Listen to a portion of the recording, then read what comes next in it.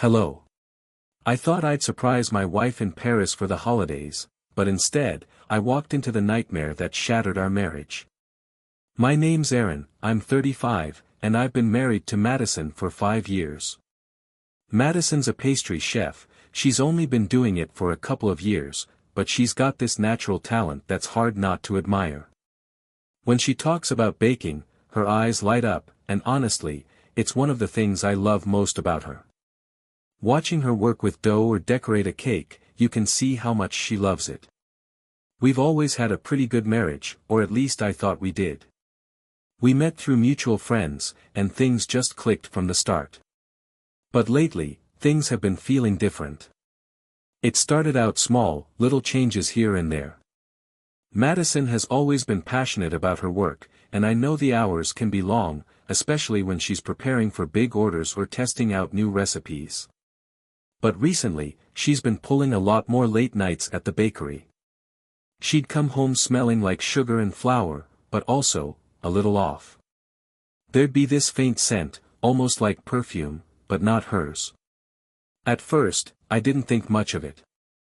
She told me she was staying late to perfect a new set of pastries she was planning to add to the menu. I wanted to support her, so I didn't question it.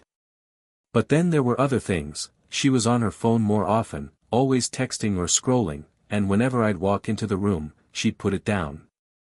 I'd ask her who she was talking to, and she'd say it was just a friend from work, or she was looking up new recipes. I wanted to believe her. I mean, why wouldn't I? We've always been honest with each other, or at least I thought we were. But there was this feeling, this quiet, nagging voice in the back of my mind that kept telling me something wasn't right. It's hard to explain, but it felt like there was this distance growing between us, even when we were sitting right next to each other. I tried to brush it off, telling myself I was just being paranoid, that she was busy and stressed, and I was reading too much into things. But the more I tried to ignore it, the stronger that feeling became. And now, looking back, I can't help but wonder if I was just too scared to see the truth staring me in the face. Things got even more confusing when Madison shared some big news one evening. We were sitting at the dinner table, halfway through a quiet meal, when she suddenly lit up and said, "Aaron, I got in." At first, I didn't know what she was talking about. Got into what? I asked, trying to piece it together. She beamed, her eyes sparkling in a way I hadn't seen in a long time. I got accepted to study in France. At Le Cordon Bleu. Now, I knew this was a dream of hers. She'd talked about it on and off ever since she first started getting serious about baking. Le Cordon Bleu is one of the most prestigious culinary schools in the world, and for any aspiring pastry chef, it's like the ultimate goal. I should have been over the moon for her, and part of me was. But there was another part, the part that had been struggling with all those weird feelings lately, that couldn't quite celebrate. I asked her when she applied, and she said it was a few months ago, around the time she started staying late at the bakery. That caught me off guard. She hadn't mentioned anything to me about applying, not a word. She was going to move to France, for a whole year, and she'd been planning this in secret. I tried to smile and be supportive, but inside, my stomach was twisting into knots. That's incredible, Madison, I managed to say. But why didn't you tell me you were applying? She hesitated for a moment, then shrugged, trying to brush it off. I didn't want to get my hopes up, you know. I mean, it's Le Cordon Bleu. I didn't think I'd actually get in, and I didn't want to jinx it by talking about it. I wanted to believe that, I really did. But something about it felt off, like there was more to the story that she wasn't telling me. Why keep it a secret from me, of all people? We were supposed to be a team, and something this big, this life-changing. I should have been the first to know, not the last. She kept talking about the program, her excitement bubbling over as she described the chance to learn from the best pastry chefs in the world. I could see how much it meant to her, and for a moment, I almost forgot all the doubts that had been creeping in. Almost. But when she finished, she looked at me with that same bright smile, the one that felt a little too perfect, a little too rehearsed, and said, "I'm going to make this work, Aaron. For both of us." And I could hear it in her voice, there was something more she wasn't saying, something she was holding back. It should have been a happy moment, but instead, I was left with more questions than answers. And that nagging feeling in my gut? It wasn't going away. I was still trying to process everything when I asked, "So, how long is the training?" "I mean, look, cordon bleu, that's a big commitment, right?" Madison nodded, her smile fading just a little. "Yeah, it's a pretty intensive program. It lasts for a year, and there are a lot of hands-on classes, projects, and, well, it's France, they expect a lot." She said it like she was trying to downplay the length of time, but a year felt like forever. I felt my heart sink. A whole year? That's a long time for us to be apart. I tried to sound casual, but I'm pretty sure my voice wavered when I said, "And, what about me? I mean, I have work here, and there's no way I can just up and move to France for a year. How's this going to work?" She looked at me, and for a moment, I saw a flicker of something in her eyes, like she'd been preparing for this question, already rehearsing her answer. "I know, Aaron," she said softly, reaching across the table to take my hand. "I've thought about that, and I don't expect you to drop everything. I'll be busy with classes most of the time, but there are breaks during the program. I'll be able to fly home when I can, and we can make it work, I promise." I wanted to believe her. I could see how much this opportunity meant to her, and I didn't want to be the one standing in her way. But still, the idea of her being gone for a year, it hit me like a punch to the gut. "So, you're going to be flying back and forth?" I asked, trying to picture how this would play out. "Yeah, whenever there's a break," she said, nodding quickly. "I've already checked the schedule, and it should work out. I'll come home for the holidays, maybe a couple of long weekends. It won't be ideal, but we can do this, Aaron. It's just 1 year, and then I'll be back with so much more to offer, for us, and for my career." I could see her trying to reassure me, but the more she talked, the more it felt like she was trying to convince herself, too. A part of me wanted to just smile and say it would be fine, that we'd get through it and everything would be okay. But another part of me, the part that had been feeling that nagging sense of doubt for weeks, couldn't ignore how perfectly prepared she seemed. Like she had an answer for everything. And the way she kept saying it was, just 1 year, didn't make it feel any shorter. It made it feel like there was something she was hiding, something she didn't want to say out loud. I didn't want to push, not yet, but I couldn't shake the feeling that this was more than just a dream opportunity. It felt like a plan, something she had mapped out without me, and now I was just trying to catch up. "Okay," I said finally, squeezing her hand. "If this is what you really want, I'll support you. We'll figure it out." Madison smiled, a bit too quickly, like she was relieved I didn't push harder. "Thank you, Aaron. You don't know how much this means to me." But as she let go of my hand and started talking about flight schedules and arranging her trip, I realized that I did know how much it meant to her. What I didn't know was how much I really meant to her, and whether that was starting to change. Time moved faster than I expected. Before I knew it, Madison was packing her bags and flying off to Paris. We spent her last night at home talking about everything she was excited to learn, all the pastries she'd perfect, and how much this opportunity meant to her. I tried to be enthusiastic, but it felt like there was a knot in my chest the whole time. I kept telling myself it was just the nerves of being apart for a year, that things would get better once we got into the rhythm of it. The first few weeks weren't so bad. We'd text throughout the day, and we managed a few video calls, though the time difference sometimes made that tricky. Madison seemed happy, exhausted but happy, and that helped ease my mind a bit.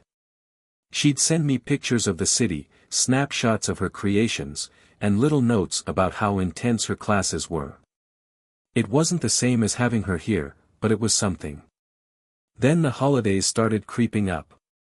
It was going to be our first Christmas apart since we got married, but Madison had promised she'd be back.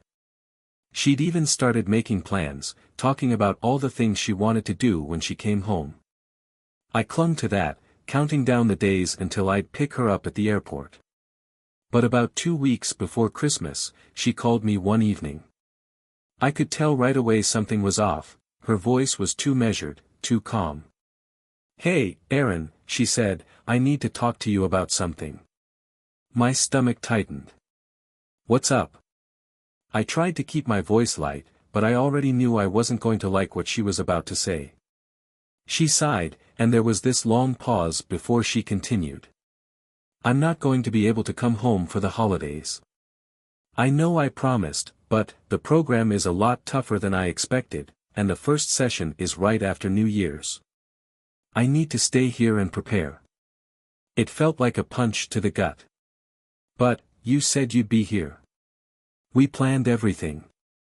I know," she said quickly, her voice sounding almost desperate to make me understand.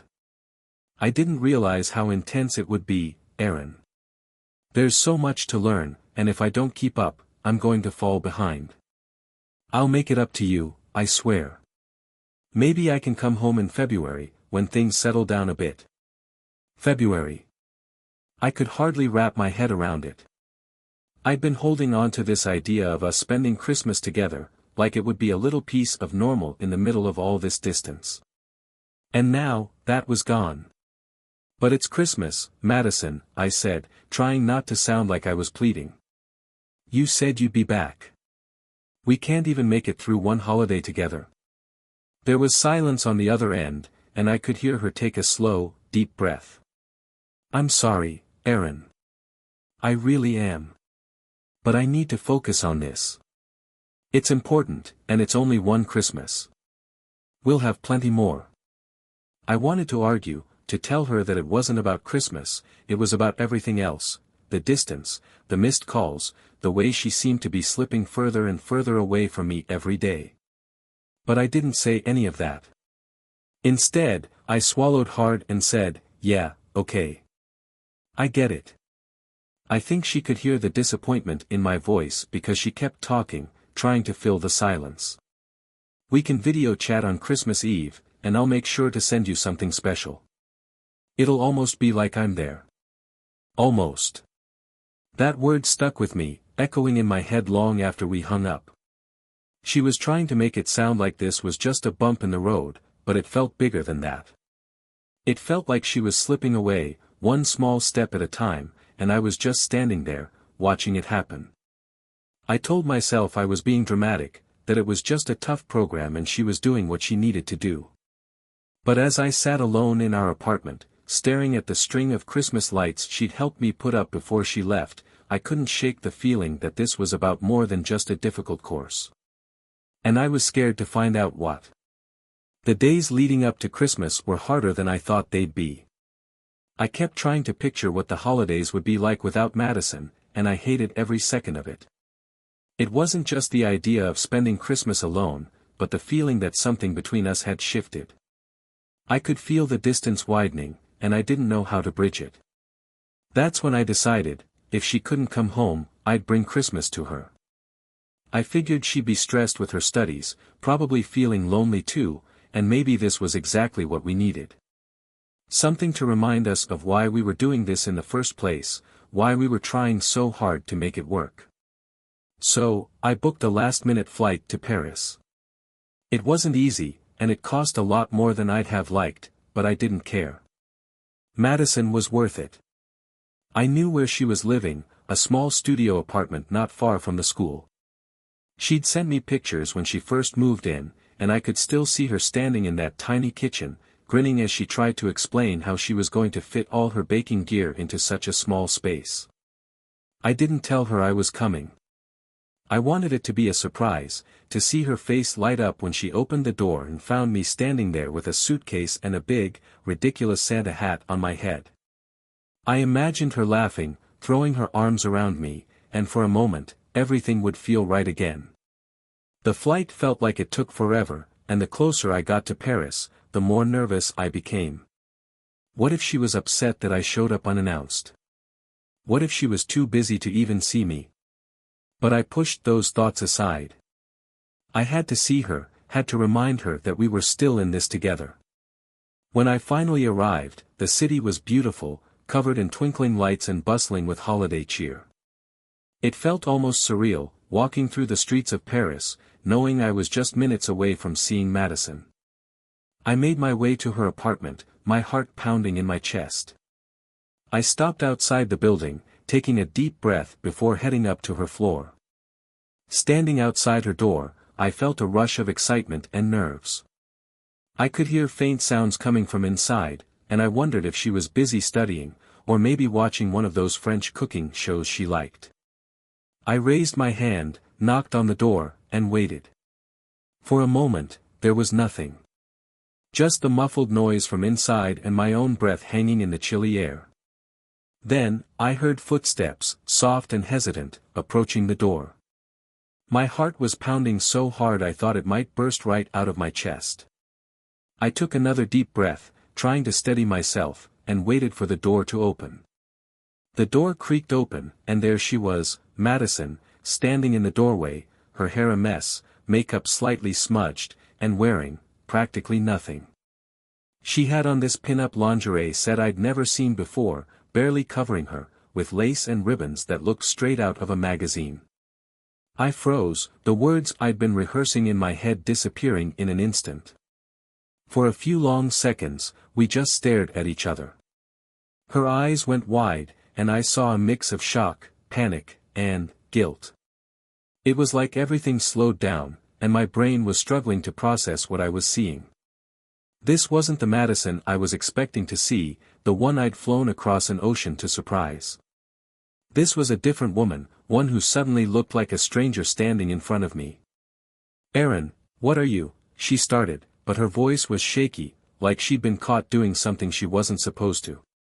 I didn't even wait for her to finish.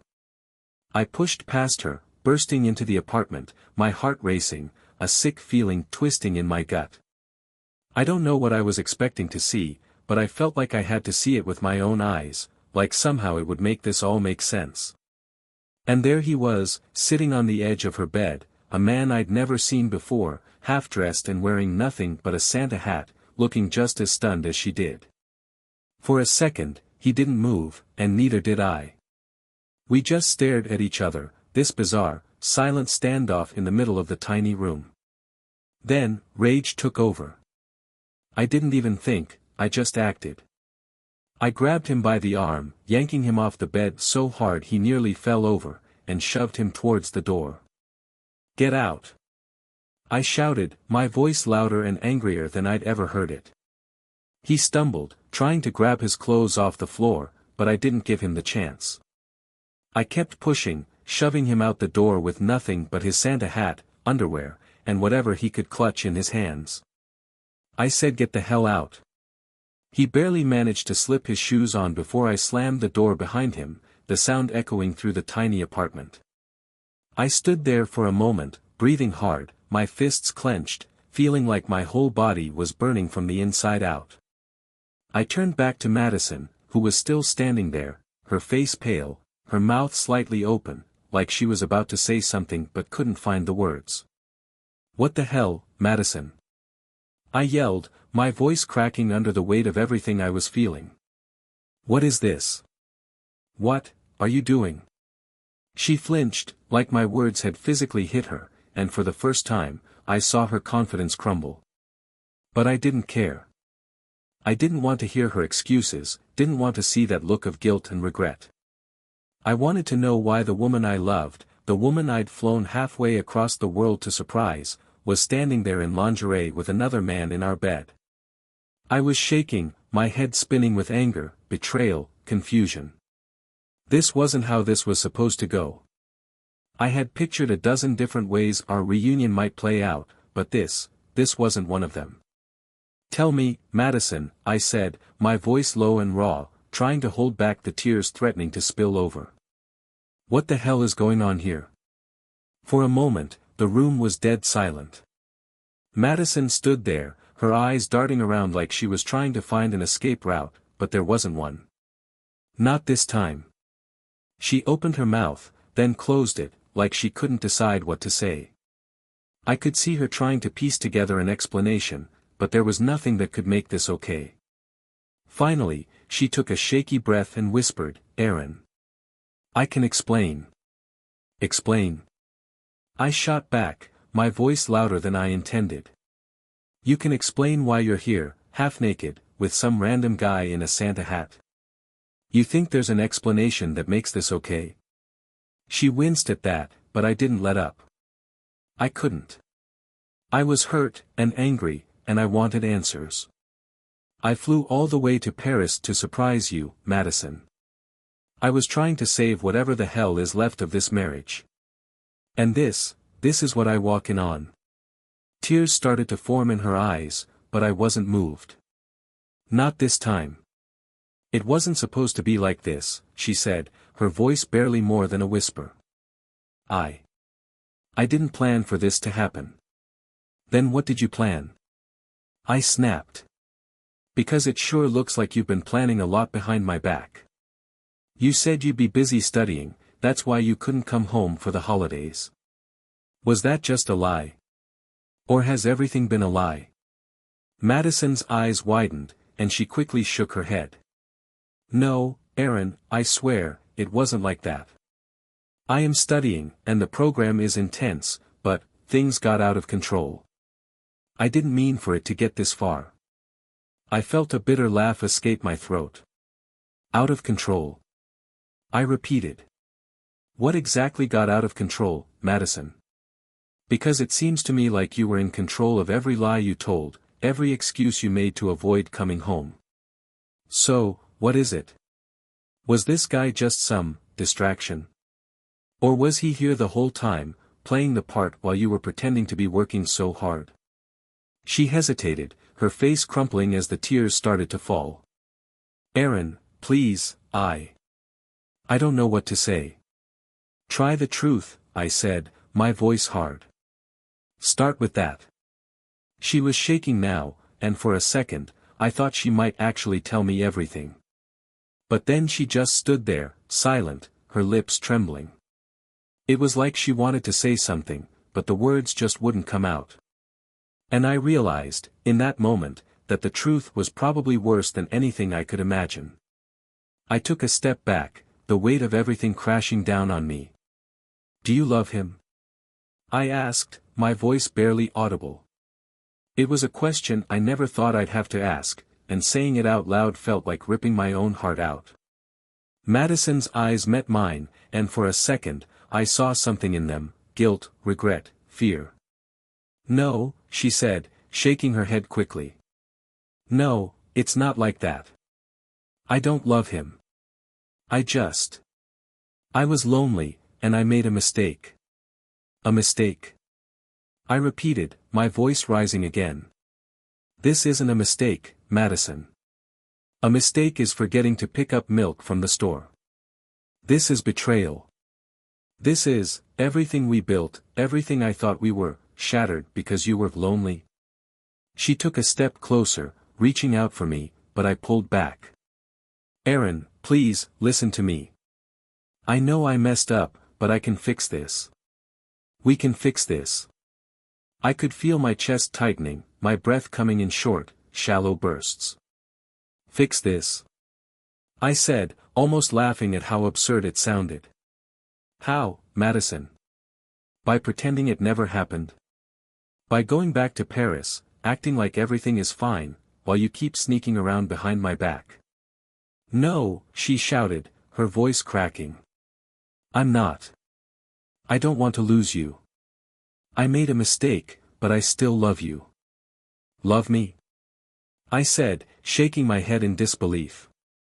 "How can you say you love me, when you're standing here, with him, in our bed?" She didn't answer, and I realized she didn't have one. Because there wasn't an answer that would make this hurt any less, that would make me understand why she had done this. And as I stood there, looking at the woman I thought I knew, I felt something inside me break. "Then why, Madison?" I said, my voice barely above a whisper. "Why did you do it?" She hesitated, her eyes filling with fresh tears. I don't know," she said, her voice trembling. I was scared. Scared of failing, scared of being alone. And when I was here, by myself, everything felt so overwhelming, and I made a mistake. I just stared at her, feeling numb. You know what's overwhelming? I said, my voice flat. Flying halfway across the world to find out your wife has been lying to you. That's overwhelming. For a moment, she didn't say anything. She just stood there, crying, and I could see the realization dawning on her that there was no easy way out of this. No simple fix. And neither did I. As I stood there, staring at Madison, my wife, the woman I had trusted with everything, something inside me snapped. I realized that this wasn't just about her betrayal, it was about how she had reduced our entire life together to a lie, how she had treated my love like it was disposable. I wasn't just hurt, I was angry, and that anger started to drown out everything else. I could see her trying to say something, her lips moving, but I didn't care anymore. I didn't want to hear her excuses or pleas. She had made her choices, and now, I was going to make mine. As I left her apartment, I was already starting to plan. I didn't want to just confront her, I wanted her to feel what it was like to have her world collapse around her. I wanted her to understand what real pain felt like, not just a fleeting moment of guilt but something that would haunt her for a long, long time. The first thing I did was book myself into a hotel room for the night. I needed to think, to calm down, and to figure out exactly how I was going to do this. I knew that whatever I planned had to be calculated, it had to be thorough, and it had to leave her completely shattered.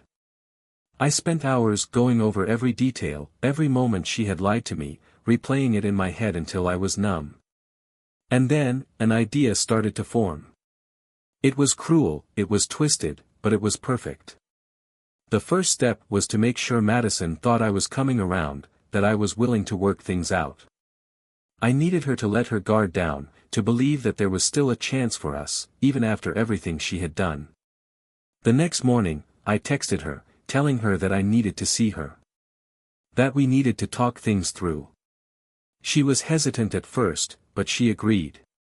She probably thought she could still manipulate her way out of this, that she could spin her words to make me feel sorry for her. But when I showed up at her door, I wasn't the same person who had stood there the night before. I've been thinking, I said, my voice calm, almost cold. And I want to try and make this work. But you have to be honest with me, Madison. I need to know everything. She hesitated, but then she started to talk. She told me how she had felt lonely, how the pressure of her studies had gotten to her, how this guy was just a distraction. She said all the right things, the things I knew she thought would make me forgive her. But it didn't matter, because I wasn't really listening. I was watching her, studying her, and preparing for what was coming next.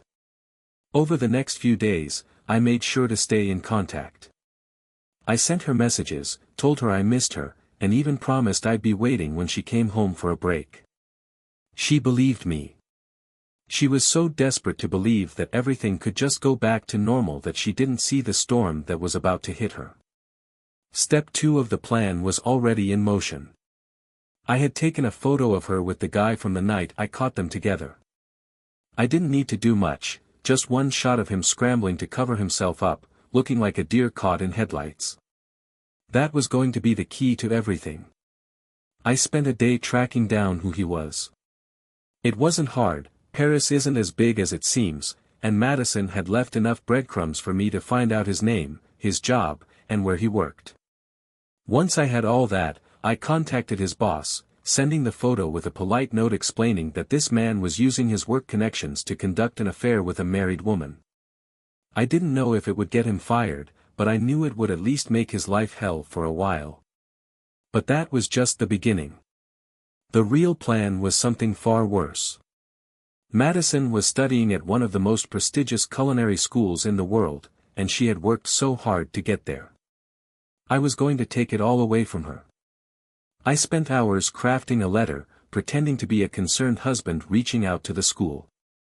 I attached the same photo, along with a fabricated story about how she had been using her position as a student to engage in inappropriate relationships with multiple men, using the school's name and resources to make connections for her own benefit. I knew it was enough to create a scandal, and that's all I needed. The final touch was a message I sent to her parents. They adored me, and they had always been proud of Madison's achievements. They thought she was their perfect daughter, working her way to the top of her field. I sent them the photo with a message: "This is why Madison won't be coming home for the holidays. This is who she's chosen to be." By the time I was done, I had set everything in motion. I went back to my hotel and waited, knowing it was only a matter of time before everything started to unravel. The next morning, I got a text from Madison. She sounded panicked, saying she didn't know what was going on, but her school had called her in for a meeting, and they were talking about expulsion. She didn't understand why her parents were suddenly blowing up her phone, demanding to know what she had been doing in Paris. I didn't respond. I let her drown in it, let her scramble to pick up the pieces of her life as everything crumbled around her. By the end of the day, she was sending me desperate messages, begging me to explain, asking me to help her. I just smiled, turned off my phone, and closed my eyes. I knew it was cruel, and maybe it made me just as bad as her, but I didn't care anymore. She had made her choices, and now she had to live with the consequences. The morning after everything came crashing down on Madison, I packed my bags and headed straight to the airport. Paris was beautiful, but it had become the backdrop of a nightmare I no longer wanted to be a part of. I booked the earliest flight home, and as I sat in the terminal, I watched the messages from Madison roll in one after the other: please, apologies, desperate attempts to explain herself. I didn't respond to a single one. The flight home was long, but for the first time in days, I felt a strange sense of calm. Everything had spiraled out of control, and I knew there was no going back to the way things were. I was done. The moment I touched down, I got in touch with a divorce lawyer. I wanted everything set in motion as soon as possible. Madison had made her bed, and now it was time for her to lie in it. As I was putting the wheels in motion for the divorce, I realized there was one more thing I needed to take care of. I wasn't just going to end our marriage, I was going to make sure that her career, the one thing she had been willing to destroy us for, was over before it even truly began. I knew that her training at Le Cordon Bleu had been funded by her company back home, a generous scholarship program they'd set up to invest in the future of their top employees. It was an expensive investment on their part, and Madison had boasted about how grateful she was that they believed in her enough to cover the cost. I decided to use that to my advantage.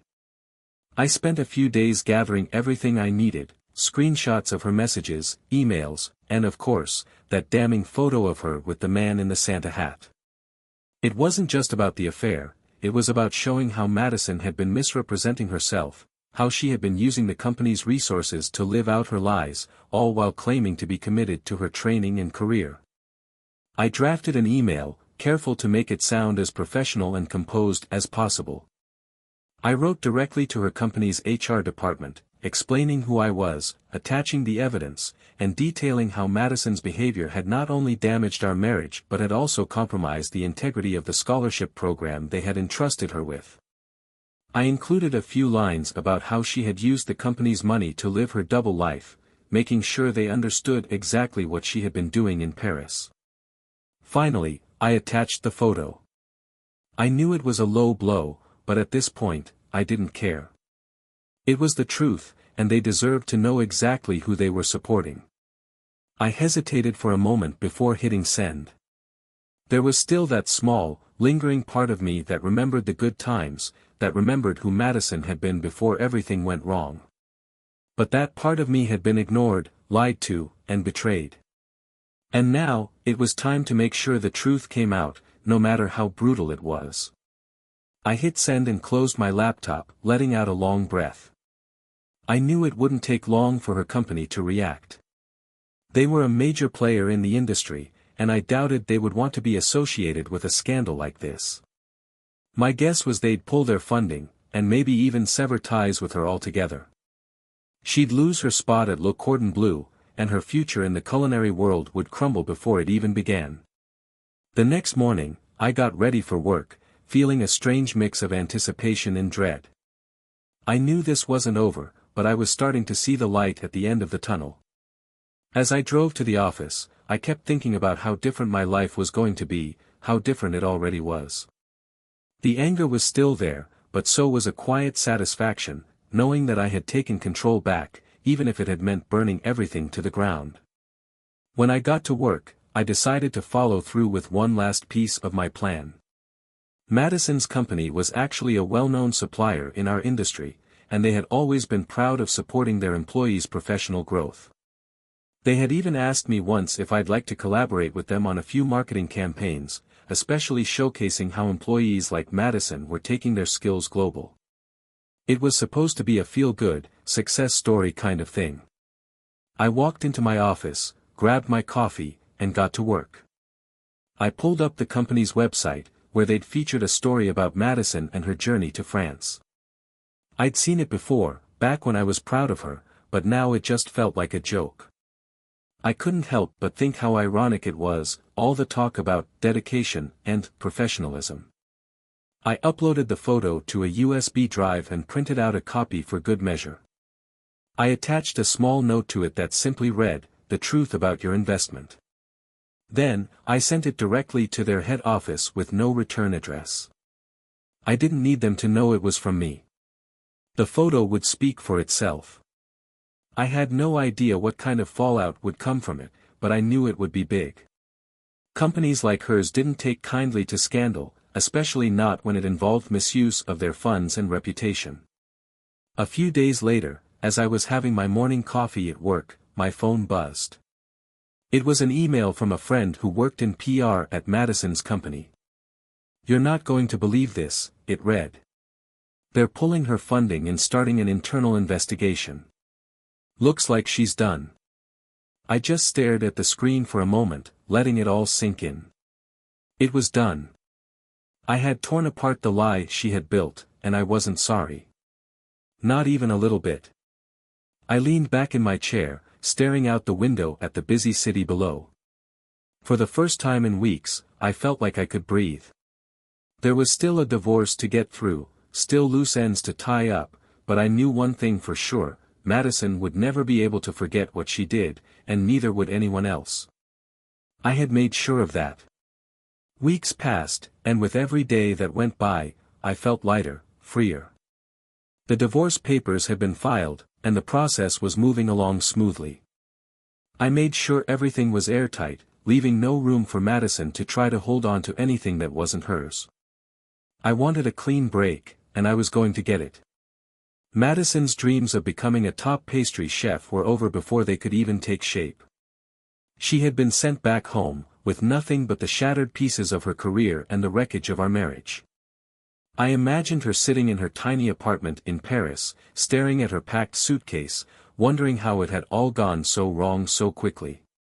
And a part of me felt a grim satisfaction knowing that she was finally feeling the weight of what she had done. Meanwhile, I was starting to rebuild my life. I threw myself into work, took on new projects, and even started planning a solo vacation, something I'd never done before. I went out with friends more, reconnected with people I hadn't seen in years, and allowed myself to just breathe. For the first time in a long time, I wasn't waiting for the other shoe to drop. There were no lies lurking in the background, no secrets hanging over my head. I had taken control, and it felt good. One afternoon, I was sitting at my favorite cafe, sipping on a cup of coffee, when I got a call from a number I didn't recognize. I almost ignored it, but something made me pick up. It was Madison. "Aaron, can we talk?" Her voice was small, shaky, like she was on the verge of breaking down. I could hear it, the desperation, the fear, the complete loss. It was a far cry from the confident, sharp woman I once knew. I stayed silent for a moment, letting her feel the weight of that silence. "There's nothing left to talk about, Madison," I said finally, my voice calm, steady. "You made your choices. Now you have to live with them." "I know," she said, her voice cracking. I know I messed up, Aaron. I lost everything, and I don't know what to do. I'm sorry. I'm so sorry. It was strange, hearing her like this, so vulnerable, so defeated. But it didn't move me. Not anymore. I had spent too long trying to understand her, trying to make things work, trying to see the good in someone who had been lying to my face. That part of my life was over. I'm sure you are, I said. But sorry doesn't fix anything now. You should have thought about that before you decided to throw everything away. She didn't say anything for a long time, and I could hear her trying to hold back tears. I don't have anyone, Aaron. I don't know how to start over. I almost laughed at the irony of it all. She was the one who had pushed me away, who had chosen to destroy everything we built together. And now she was at the bottom, looking for someone to pull her out. But that wasn't going to be me. You'll figure it out, I said, my tone final. Goodbye, Madison. And I hung up. I set my phone down and took another sip of my coffee, feeling a sense of closure wash over me. It wasn't just that I had won, or that she had lost. It was that I was finally free from everything she had put me through. I had been at my lowest, feeling like my world had crumbled around me, but I had picked myself up, rebuilt, and come out stronger. As for Madison, she was at the bottom now. She had to face the consequences of her actions, and there was no one left to shield her from the reality she had created. The last I heard, she was back in the States, trying to find a job and piece her life back together. The culinary world is small, and news travels fast. Everyone knew about her sudden departure from Le Cordon Bleu, and no one wanted to take a chance on someone with her reputation. I didn't feel sorry for her. She had been given everything, and she had thrown it all away. And now, she was left to pick up the pieces, alone. I finished my coffee, left a tip on the table, and walked out of the cafe. The sun was shining, and I could feel its warmth on my skin. It felt good. I had no idea what the future held, but for the first time in a long time, I was excited to find out. As I walked down the street, past the busy shops and people going about their day, I felt something I hadn't felt in a long time, peace. Madison's betrayal had torn my life apart, but I had taken that pain and used it to build something new, something better. I was free, and for that, I was grateful. Bye-bye.